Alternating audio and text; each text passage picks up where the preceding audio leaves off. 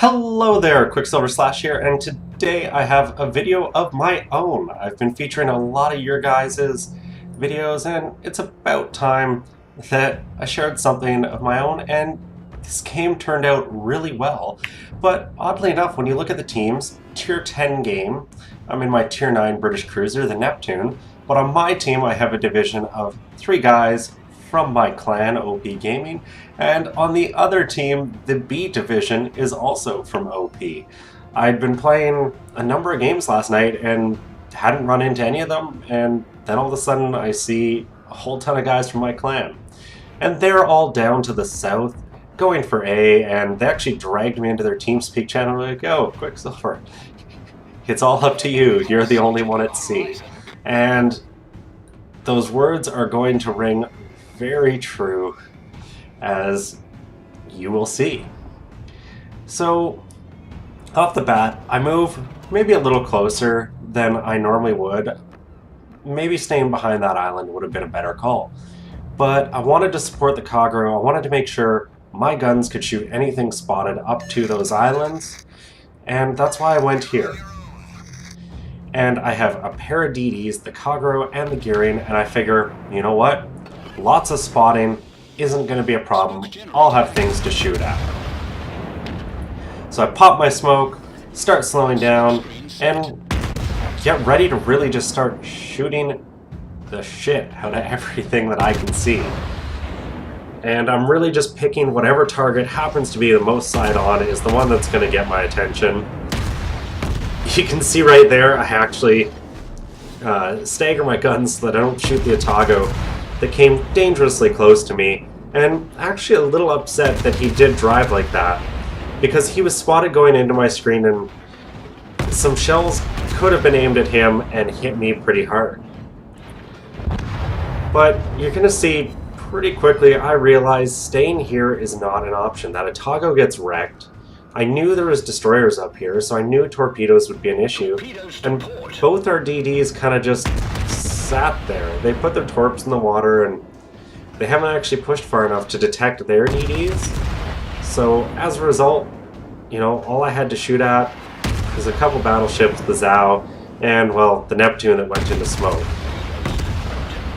Their Qckslvrslash gets spotted. I fire a volley at him before he manages to get into the smoke, and I spot a set of what I believe are his torpedoes start turning hard, and our Qckslvrslash, the last ship that was really spotting any of them, pops his smoke, and I'm still spotted because there's a DD somewhere in the opposite side of C, kind of over here I believe, that has a straight line of vision to me, and, well, now the Yamato can see past that smoke at me as well. I'm fortunate to dodge those torpedoes. I almost ran myself aground doing it, and I'm managing to get out of dodge. Looking at what was at sea, what our ships are doing, I couldn't stay there. I definitely couldn't stay in my smoke, and this ship does not have the armor to do anything about a number of ships of that size. And that's kind of one of the letdowns of these British cruisers. Like, you expect it, so maybe letdown's not the right word. The weakness. They've got no armor. It doesn't matter if you're perfectly nose in. And one of the things I like driving the American cruisers, if you go bow in, you're bouncing pretty much everything.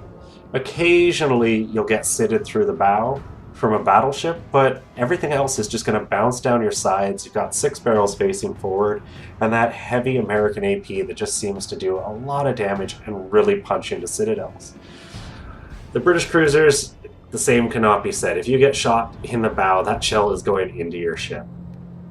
So I get out, and I'm regrouping. You can see my clanmates down at Alpha have pushed through, pretty much won the fight down there, which is a good thing. They've got the only kill on our team, Frat for life, just got one.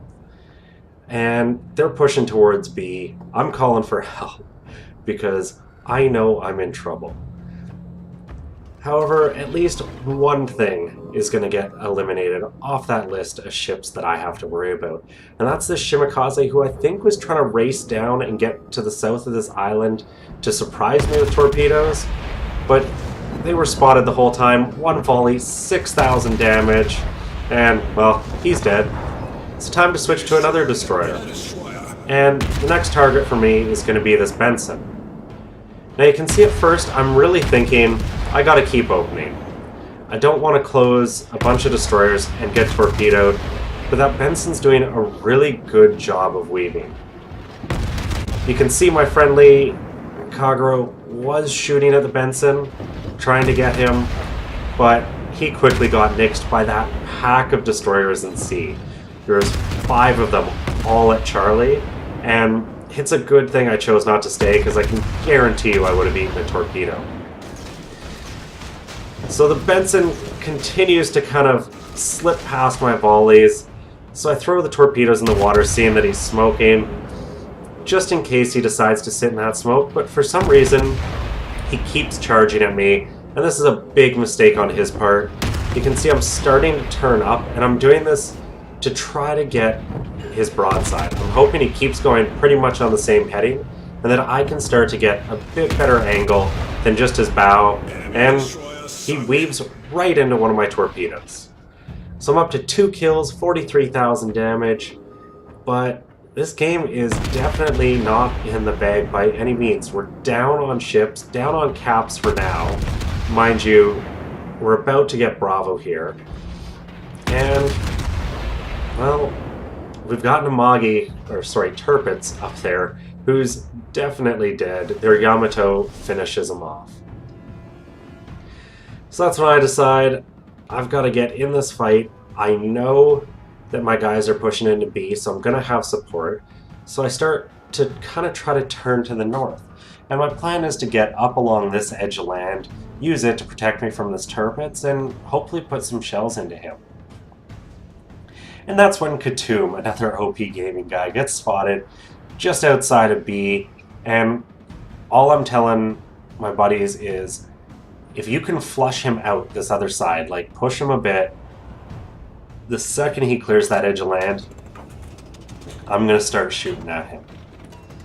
And they agree, good plan, we're going to make this happen.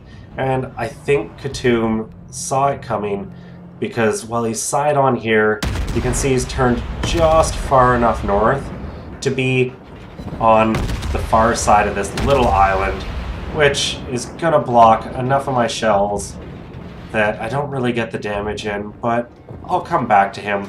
For now, I start throwing all my torpedoes at the smoke where Steve was last spotted in his Turpitz, and really just try to get ready to shoot at Katum.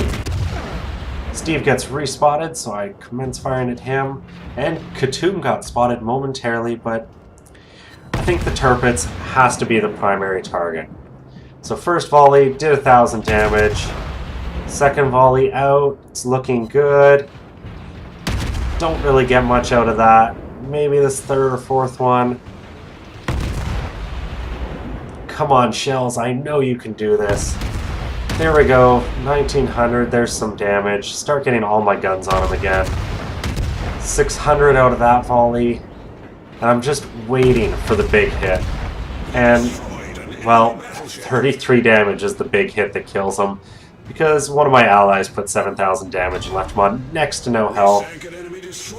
And it's right then that a pair of my torps strike Katum. I get the double strike, and I'm up to 4 kills with a Neptune in a tough spot and really close to me. Now I have to be careful, because we can easily wreck each other in a single volley if we get those shots into the Citadel. And you can see I do take a big hit there, but I return one in exchange. Just trying to keep as many of my guns firing. I'm turning in to get closer. I don't want to give him my side. I've got friendlies, and now I'm waiting. I wait as long as possible to see enough bow that I can get into that Citadel, and from there, it's all dead. 3 sits, pick up the kill, get my Kraken, and then a Fletcher shows up. So it's time to try to get a 6th kill here. And when this was happening, I was just frantically clicking everything I could. Torpedoes coming at me from more than one direction, dodged them. Didn't even have the Hydro to give me the early warning. get another shot off, and they're asking, do you have the Fletcher? I'm like, oh yeah, he's on hydro. And one of the reasons I love cruisers is the destroyers try to hide close range and smoke, and that's what they get for it. I pick up a 6th kill, and I'm at 109,000 damage. At this point, really the match is over. We've got 2 of the caps, we're ahead on kills. They've got no destroyers, we've still got a pair. Their Amagi is, well, way off. They do still have 1 DD, but he's way in the middle of nowhere, at least he was last he was spotted. And I'm just trying to get to a spot where I'm not going to be at risk of taking a massive shelling from that Yamato. And in this case, it's the other side of this island. I'll get behind it, pop my smoke, and then just go back to shelling whatever happens to be in range. I'm pretty happy with my performance so far, so I don't feel any needs to charge out, try to get extra kill or damage, because I've already got 6 and 116,000 damage. I'd rather survive than throw my ship away doing something stupid. And you never know when an enemy team could come back. I say this one's in the bag, but that is a Yamato. It's a big ship that can do a lot of damage. Another enemy Neptune gets spotted, and I decide, here's where I'm going to make my stand. You can see my shells are on the way. They don't make it in time to really do any damage. So I start focusing on the Zhao, and I know the Qckslvrslash is somewhere up there. Definitely a threat, but Deprived Pickle has a lot of hit points left. He can afford to eat quite a few peds and still walk away from that. So I'm just focusing on really trying to harass this Zhao, get some damage in, and well, damage I did not need to do as Pickle sits him and ends his life. There goes the Yamato eating a bunch of our Fletcher's torpedoes, so now this game really is in the bag. We have all 3 caps. There's no way they're coming back from this in a couple seconds before this one ends. Well, all told, not a shabby result at all. 575,000 credits, 10,000 experience towards, well, the Minotaur. Confederate, Double Strike, Kraken, Devastating Strike, 119,000 damage, 193 shells, 6 kills, and, well, I like to think I helped out at sea, which is what the guys were telling me to do, and despite getting maybe a little overexposed at the start, I managed to regroup, get into a position, and then start doing the damage. And should come as no surprise, top a team, followed by my fellow clanmates, and we really carried the game for our team. Between us, pretty much all the kills, except that 1 kill the Fletcher got with his torps. And you can see I was not discriminate in who I was shooting. The Neptune, Tashkent, Fletcher, Benson, Qckslvrslash, the Turpits, I shot the Yamato, and I did good damage to all of them, really. And that's what this ship just keeps doing time and time again for me. And when you have a game like that, you walk away with about 400,000 credits after service and all the consumables. So I hope you guys enjoyed this one. I know I certainly enjoyed playing it. If you did, consider giving a thumbs up or subscribing to the channel on my way to 500, which is my next giveaway. And as always, I'm Qckslvrslash. I'll have another one for you guys later.